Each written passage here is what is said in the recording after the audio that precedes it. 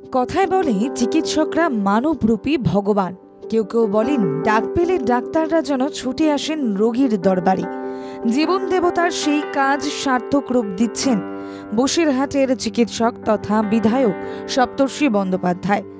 যারা ভালো করে দুচোখ দিয়ে দুনিয়া দেখতে পান না, যারা আনন্দময়ী রূপ দর্শন করতে পারেন না, তাদের আগমনের আবির্ভাবের আগে দৃষ্টি ফিরিয়ে দেওয়ার কাজ করলেন বসিরহাটের বিধায়ক সপ্তর্ষি বন্দ্যোপাধ্যায়।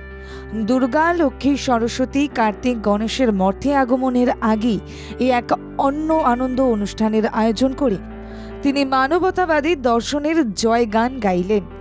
তার এই সেবার মহতী কাজ সমাজের পিছিয়ে পড়া অংশের মানুষের মতোই সমাজকর্মী সবার কাছেই তারিফ কুড়োচ্ছে। আমাদের বসিরহাট 1 নম্বর ব্লকে বিভিন্ন অংশে আমরা একটা বিনামূল্যে চক্ষু চিকিৎসার জন্য তার শিবির করছি এবং সেখান থেকে আমরা মানুষজনকে বিনামূল্যে তুলে এনে অপারেশন করে তাদের বাড়িতে পৌঁছে দেওয়ার ব্যবস্থা করছি। যারা বেশ কয়েক বছর ধরে দৃষ্টিহীন থাকায় কোনো কিছুই দেখতে পেতেন না, তাদের কাছে এ যেন পুনর্জন্ম হলো। আনন্দময় পৃথিবীকে উপভোগ করার জন্য এ যেন আলাদা সুযোগ তৈরি হলো। কোনো অর্থ লাগলো না, কোনো সময়ের অপচয় বা হয়রানি হলো না। ধৈর্য ধরে অপারেশন করার পর সুস্থ জীবন ছন্দে সামিল হওয়ার অপেক্ষায় রয়েছেন তারা। এই যে আমাদের শিবাটি হাসপাতালে ক্যাম্প করেছিল, সেখানে ডেকেছিল, সেখানে গিয়ে চোখ দেখাই চোখটা মানে অপারেশন করতে হবে বললো, তখন এখানে আসার জন্য যোগাযোগ করে দিল। এখানে সেই অপারেশন হলো।